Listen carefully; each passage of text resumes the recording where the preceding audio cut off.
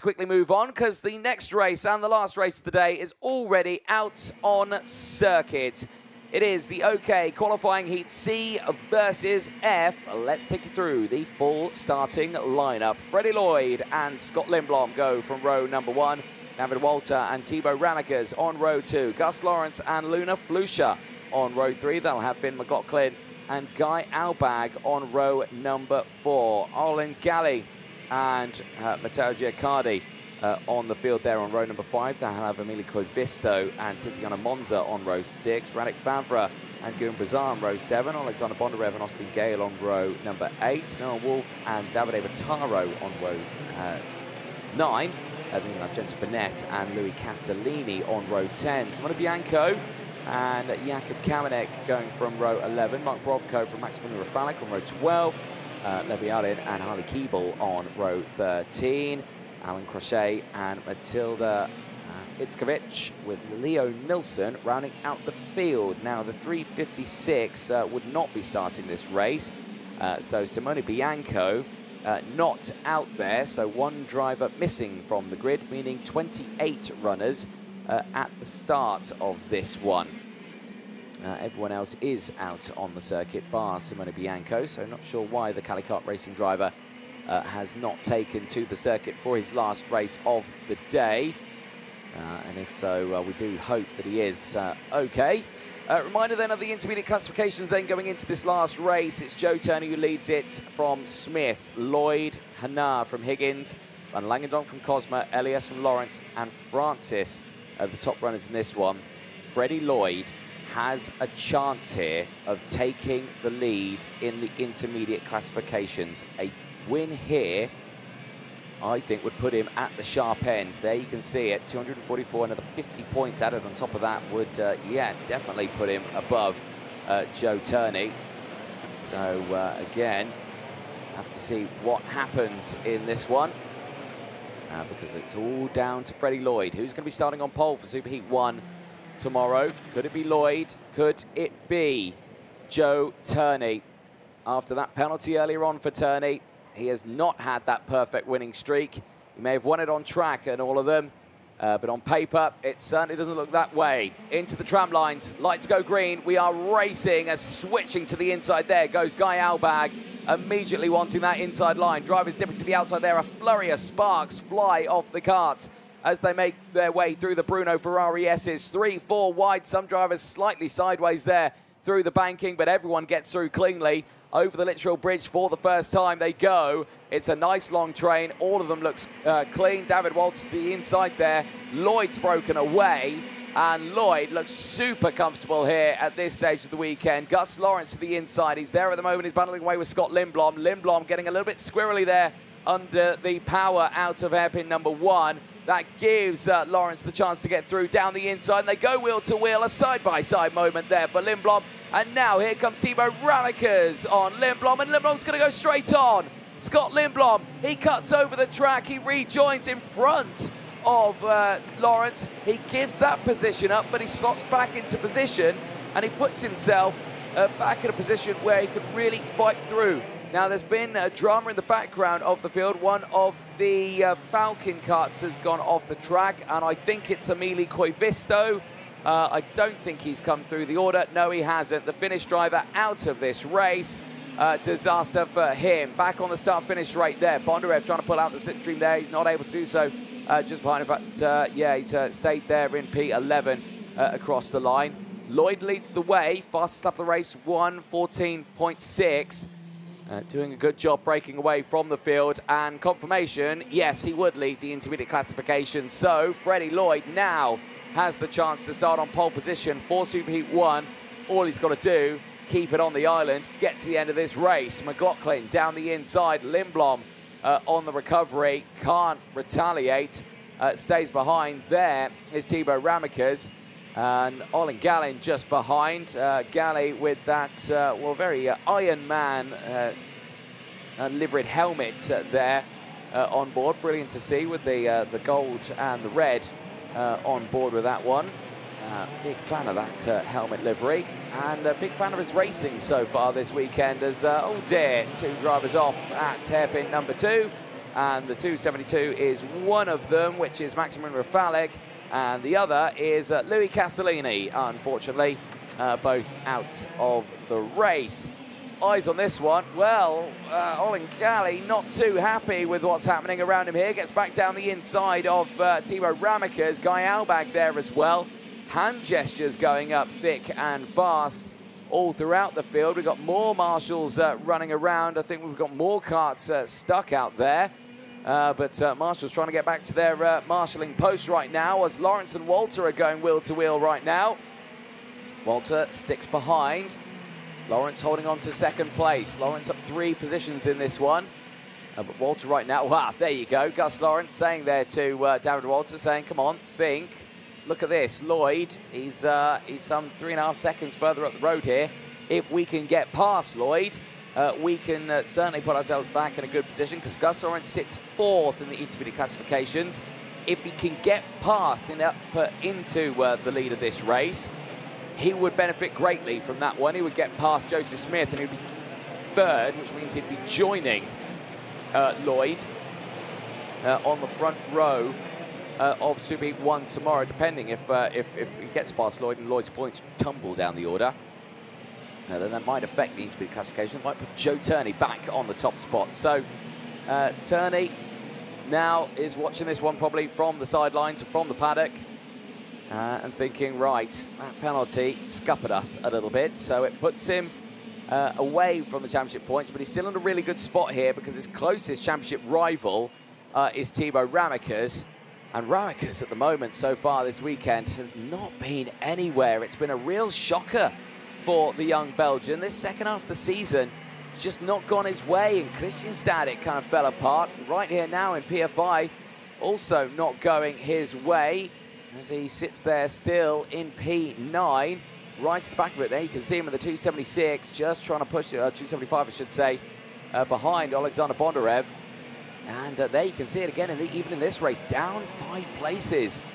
He's just not had the pace. The pace hasn't been there for the VDK team. Now, the pace is there for the Kart Republics. We know that. We've seen that from other races. Like you say, we've got, you know, a multitude of KR carts up there. We've got other VDK carts up there as well. Finn McLaughlin, you know, he's battling away in P4. The only thing that he can take away from that one is Finn McLaughlin knows this circuit very well.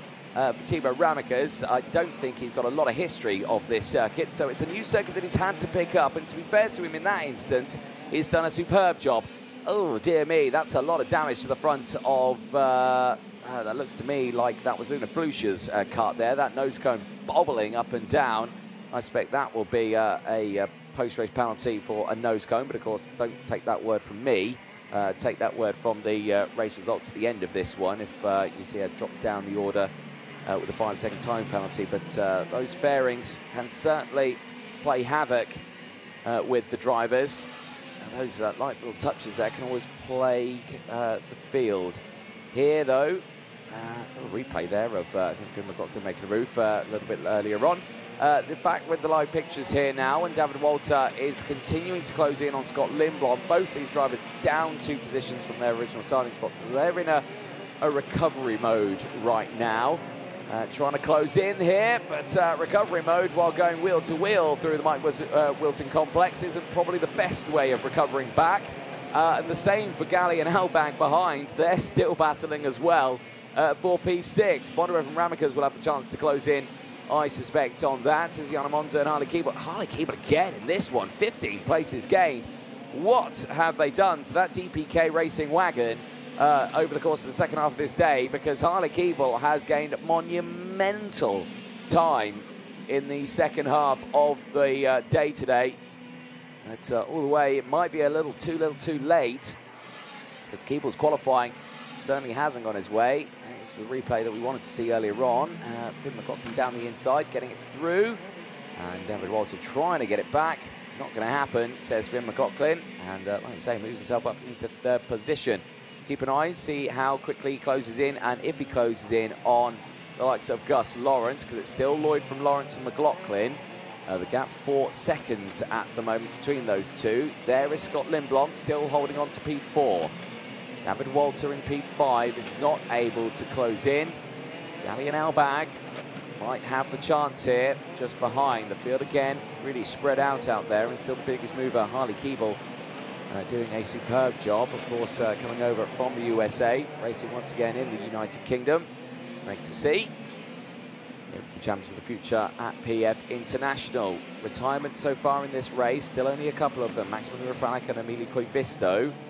Louis Castellini has tumbled down the order. But on that last lap, Noah Wolf getting past Tiziano Monza. Davide Potaro getting past Flusha. So Flusha, with that damage on board, starting to fall back a little bit. Here, though, Gus Lawrence chasing Lloyd for first. Look at his stats there. Started P5, currently second, a gain of 3. But he is being hunted down himself here. Finn McLaughlin, who is right behind him, is closing in. Big check there. So that was Finn. Yeah, well, that was Gus Lawrence. He was looking over there at the gantry, and that, I can imagine, he's checking with his mechanics out there, seeing the hand signals of what they want, and he's probably getting the hand signal of go, go, go, because McLaughlin is closing in. There's another look at the qualifying heats. Lloyd, who's in the lead of this one by 4.2 seconds, will take the lead of the intermediate classification. That penalty from Turney really put him down in the order with 288. If he hadn't got that penalty, he'd have had maximum points, 300. He wouldn't have been beaten, and there'd have been nothing that Lloyd could have done, or anyone could have done, for that one. But that post-race penalty has certainly scuppered it for him. Now, there's double-waved yellows going on to the bridge. So I think a driver has spun on the bridge. And yes, we were just seeing there Marshall's walking away with another driver. Now, there's a clear white helmet, but that's not David Walter. Don't panic, he's still in this race. It might be Radek Vavra in the Monster K kart who's had an off there, because that's been the latest driver who's tumbled down 13 positions now, running in P26, and funnily enough, not clocking up anymore. So yes, I believe Radek Vavra out of this race. Lawrence and McLaughlin, the gap, well, it's fluctuating, 1.1 seconds. I don't think it's going to close in between these two with the time that they've got left. Lloyd is absolutely fine and clear, 4.4 seconds further up the road. This is Luna Flusha, sideways, down the inside. Thank you very much, says another. And you can just see there, not one, but 2 places lost there for Luna Flusha. I think it was Gail Giaccardi going through there as well. So Matteo Giaccardi and Austin Gale. Luna Flusha now down to 18th place, and I suspect will tumble down even more. Like I was saying, I was seeing that nose cone bobbing up and down a little bit out there on the track. So easily done. Over the bridge they go. Lawrence and McLaughlin is the battle that we're watching right now. Here is Freddie Lloyd leading the way. No drama for him. And, well, jumping into this category here for Freddie Lloyd, and has certainly delivered 294 intermediate classification points as more yellow flags come out on circuit through turn number 1. I was really struggling in these wet conditions to get through the Bruno Ferrari S's, but not for this man here. Freddie Lloyd, the race leader, to flag, started first and is first. Marble still coming off the tyres there. What a way to end the day, though. A near-perfect one for Freddie Lloyd. He will head into tomorrow as the points leader in the intermediate classifications. He will start on pole for Superheat 1 tomorrow. Turney will start on pole for Superheat 2. Smith and Lawrence will join those two on the front rows of their relevant superheats. Well, for Freddie Lloyd, what a way to end the day. I don't think he had any idea he had a chance there of starting on pole position for Superheat 1. I mean, it was a long old day, and with Turney taking all the wins, but that post-race penalty certainly put him on the back foot. Freddie Lloyd, though, ends the day on top and will start tomorrow on pole position for Superheat 1. Turney will start it for Superheat 2 tomorrow. And we hope, of course, the weather will improve tomorrow. But judging by our weather radar, that's a solid no on the clear day of racing tomorrow. There's a look at your race result. Freddie Lloyd from Lawrence, McLaughlin from Lindblom, Galli from Bondarev finishing in the top 6. Guy Albag from Timo Ramikers. Harley Keeble gaining 17 places, finishes in P9.